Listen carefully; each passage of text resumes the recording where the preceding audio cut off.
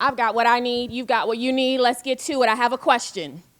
I want you to think for me for just a second. Imagine a product or service that you love, that you use on a regular basis, and you feel like, you know what? This feels like it was kind of made just for me. Like they really thought about me when they put this together. What's coming to mind? Not only do they think about me, but you know what? My mom likes it, my cousin likes it, all my friends, my peers, a lot of other people really love this. It has a bit of a cult following. What is that product or service? Give me like 2 or 3, throw them out there. Come on, holler at me. AirPods. What else? Cars, cell phone. Discord. Yes.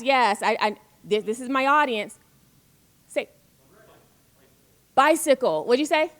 Yes, Reddit. Listen. What do we say? Twitch. Yes. Y'all better come on with the stuff. Y'all better come on with it. Listen, so I've been asking this question for the last couple of weeks preparing for this conversation, and you all said a lot of what I heard. I heard the iPhone, even though I'm an Android, team Android, whoop, whoop. But I heard all of those things. One of the favorite ones that I heard was the Sonic slushy, like the Sonic drink menu. Right? Like they know me. How do they know that I needed nerds in my cherry slushy? Perfect. And I just discovered like Spotify because I'm finally like have unlimited data. Before I was, just buying a little bit. Now I have unlimited data so I can use it in my car. And then I got a car that didn't have navigation unless you subscribed to it, but it had Android Auto. Ooh. Y'all can't tell me nothing. I be in that car jamming, okay? They thought about me. They knew me because Spotify every day, like a couple times a day, to give you your own playlist based on what you've listened to over the past. And I'm like, how did you know that? I haven't even heard this song before, but this is me. I discovered Dolce in Spotify not too long ago. And if you haven't heard that song, that alter ego gets me pumped. Anyway, so you're thinking about this product, this service, and I want you to think about not just the product, the service, but I want you to think about how did it come to be? What were the conditions that created a product or service that was so ubiquitous, so well accepted, that not just me and you like it, but every time you turn around, someone else is saying, yeah, I like that too, or yeah, they considered me too. That's what we're going to spend some time talking about today. And so I had to put this up here.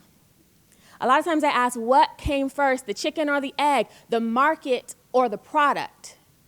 And I would like to argue that usually the market comes first and then the market then, informs the product, but it's iterative and we can have that whole conversation. However, just like the chicken and the egg, the market and the product, neither of them came first. What came first was the environment. The space, the earth came first, the water, the wind to sustain the chicken, right?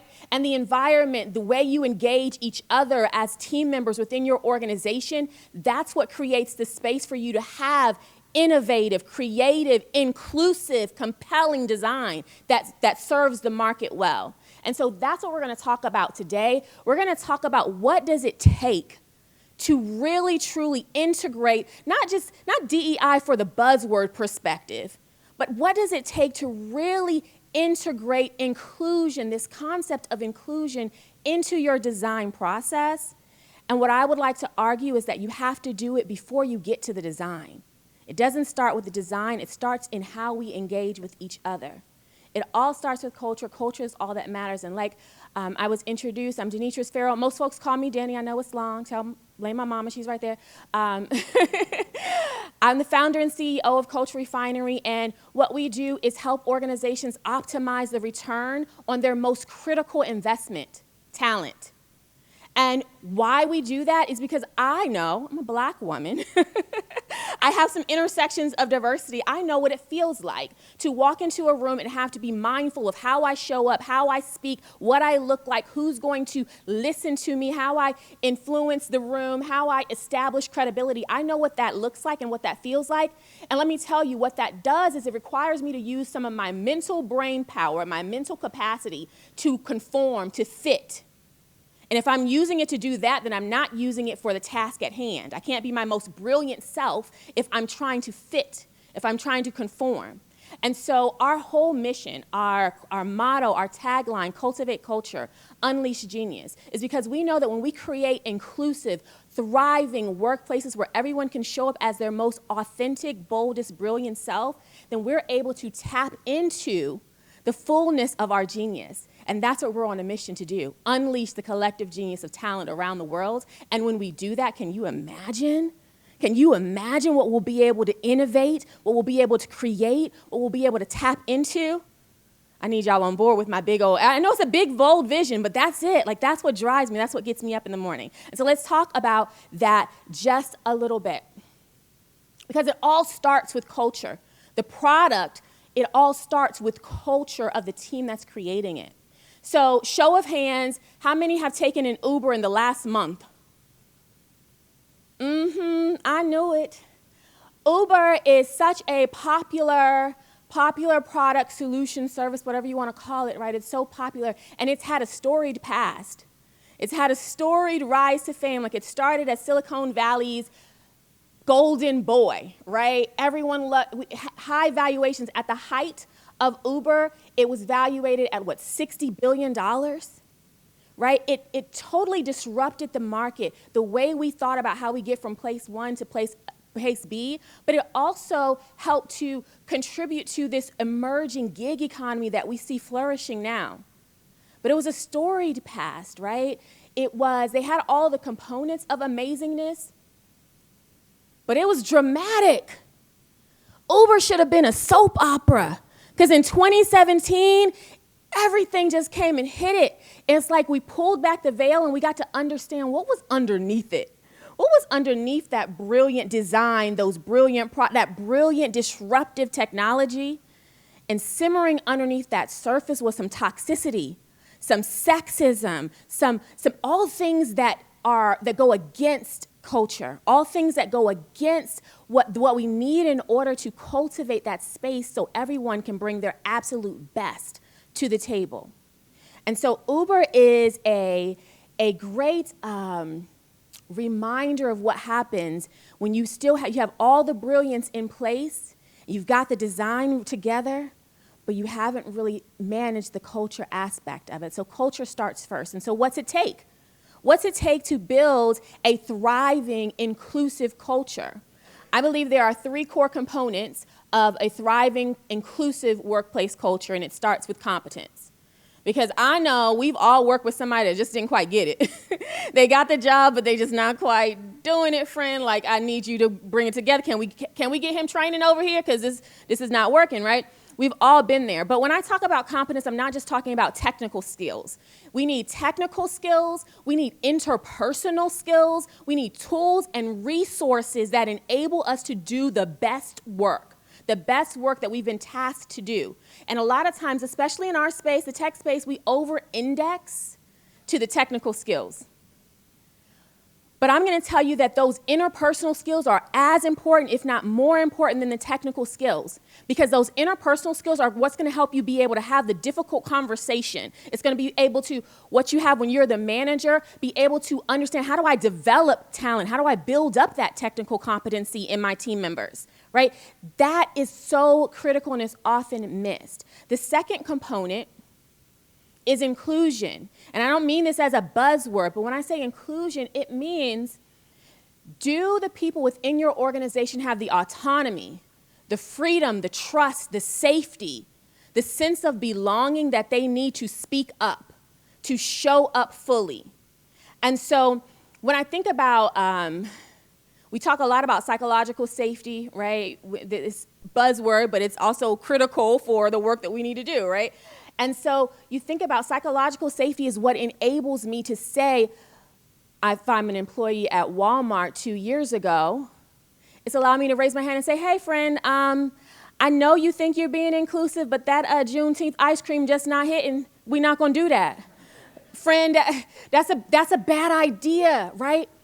For an organization that large, somebody must have had an inkling that this was a bad idea. Right? And yet it still made its way to market. There was a gap here. There's a gap somewhere. And that's what inclusion helps solve for. And then the second component, or the third component, is alignment. If you're familiar with Google's Project Aristotle, where they talked about what are the things that make a high-performing team, alignment, a shared goal, a shared mission is critical. And so when we talk about alignment, we're saying that you want to make sure that the organization's mission, vision, values, that strategic plan is clearly aligned to every individual. Their values resonate with them personally, and we can see directly how the work that I do contributes to that strategic initiative, that it contributes to the goal. So we're aligned on the path and how we're working together. And when you don't have that, when either of these components are missing or underdeveloped, then you have a bit of a wobble, right? There's this disconnect. And so this is what we call our culture triangle. And this is a lot of what we do to think about how we work with organizations to create this inclusive culture. But it's also a way that you can look at your design process, right? The teams, because culture is not just the big word culture, your whole organization. Culture is created wherever two people come together for an extended period of time towards something. A culture automatically emerges. And you can create culture intentionally, but it's going to happen no matter what, right? So you either get what, I always say the culture principle is you get what you make or you take what you get. Which do you prefer, right? And so this is how we approach culture, because it all starts with culture and you can embed it. Now, I only have 15 minutes, and I don't even know how long I've talked, so hopefully I got about 3-5 more minutes left. But I want to give you, this is just a quick guide. It gives you the culture triangle, a little bit more detail in it. Also, a way that you can think about how do you apply that to your team, but also how do you apply that to your product design? Because I didn't want to come up here and give you a checklist of what to think about in product design to integrate DEI. Because honestly, if you do that without doing the foundation, you're going to turn into a Walmart, you're going to turn into a Bed Bath & Beyond, and suddenly you're going to have, candles with kente cloth on it and wondering why, you're not hitting on much, right? You're going to make a mistake that Apple made, and you're going to have this great fitness app, but you're not going to consider that, oops, women are 50% of the population, and menstrual health is a huge part of women's health, and we haven't incorporated, right? So this is why I'm not giving you a huge checklist, but it'll give you some thoughts how you can leverage that here if you get your guide. No subscription required, right? Check the box, get your guide. So I've got a couple of more things that I want to say, and then I'm going to, hopefully, I guess I'm not between you and break. That was going to be my other thing, but I'm not between you and break because we're going to keep going, but I'm going to hand it over to the next person. So here, a couple of 3 practical strategies, 3 practical considerations as you begin to design with inclusion in mind. The first, expand your audience. And when I say expand your audience, expand your team, expand who's in the room. Ask yourself that repeatedly. And if you've built a culture where inclusion is foundational, you're already asking yourself whose voice is not being heard? Whose voice is overrepresented in this space? Who am I missing? Who else is using this product that I didn't consider, right? You start to ask those questions because it's part of the core of who you are, of how you work, how you all engage as a product team together. The second piece is, raise your hand if you're working for a large organization with really strong ERGs. Yeah. Now, for those in smaller organizations and you don't have big ERGs, you still can leverage the talent that you have within your organization. But I believe that we are drastically underutilizing employee resource groups. It's because we've created this space where, yes, it's for belonging and connection and engagement and relationship building and all of those things. But I am certain Walmart has a Black employee resource group, and I bet you if they got enough of those folks together, somebody would have said no to that Juneteenth ice cream. I promise you they would have. You might have got some folks to say, yeah, that sounds like a cool idea, but there were going to be enough folks who were going to say, maybe not, but we're not leveraging it. So I believe that if you have an ERG group or you have the audience of a diverse group, that should be integrated into your full design cycle at every stage. At every single stage, from concept to design. They should be part of testing. They should be part, if you need a larger focus group, you can be asking them, where should we be looking, right? Every single stage. And then finally, we have to action the feedback that we get, and we have to be really intentional, have that lens towards inclusivity. And so that means that we are We've collected the feedback in a way that allows us to slice and dice the data so we see who's using it, by what demographic and what use cases and how are they using it. And then not just collecting it, but doing something with it. Collect it, evaluate it, analyze it, interrogate it, get the underlying message that might not just be crystal clear and blatant from the data, and then apply it. And then apply it. So I want to leave off with the same way we started, right? So Uber had a rocky start, but they brought in a new CEO, Dara Khosrowshahi, and in his tenure, his focus was about culture. How do we shift this culture from move fast and break things to move fast and do it right, right? How do we embed empathy and cultural competence and psychological safety into the way that we do our work, the way that we engage with each other? And culture is profitable, right?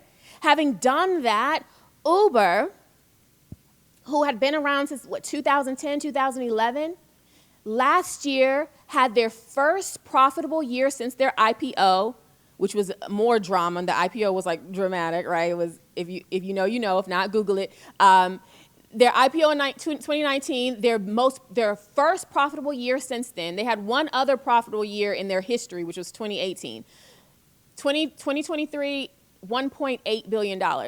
Now, as a quick aside, if the first time or the second time you make a profit, you make 1.8 billion, and you've been losing money for the last 14 years, my other question is, that was a lot of money you were losing. But anyway, don't let me go down that path. But with the focus on culture, it proved profitable. And I asked you all about Uber because it came to my mind because this month marks the full year since the first time I took a solo Uber ride.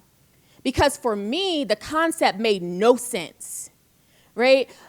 You want me, a young, fly, cute black girl in a strange town, because I live in Raleigh, I got a car, right? In a strange town, to get in the personal vehicle of some person that I don't know, and I just got their name on my phone offline? You want me to get in that? Nah, I'm good. I'm gonna take the taxi, because at least I have the taxi, right? I'm comfortable with that. So I'd never done it. But now Uber has all sorts of safety considerations, right? They heard us. They heard people. It wasn't me, because I didn't even bother to tell them that's why I wasn't riding. But somebody said, listen, this feels a little unsafe for women, right? We need some additional safety considerations. And non-binary individuals said this feels a little bit, not inclusive. We want to be able to have our pronouns and things like that included and captured. Okay, great. So now when I hop in an Uber, I did last week, as soon as my ride starts, my husband gets a notification that says, oh, she's in an Uber. Here's her location. Now, he's in a whole nother state from where I am, so if something happened, ain't much he could do, but at least he knows. At least he knows, and I feel a little bit better. So, I love to see how they were able to turn it around with a focus on culture, with a focus on how do we embed this into not just the product, but the way we work, the way we engage with each other, with our customers, with our employees, with the community, all of those things. And so with that, I want to thank you for your time. I want to encourage you, if you didn't grab your guide, still grab that. If you have questions and want to follow up, I'll be here for the rest of the day. I'm speaking on the panel later this afternoon. And please also fill out the session survey in the app. Thank you all.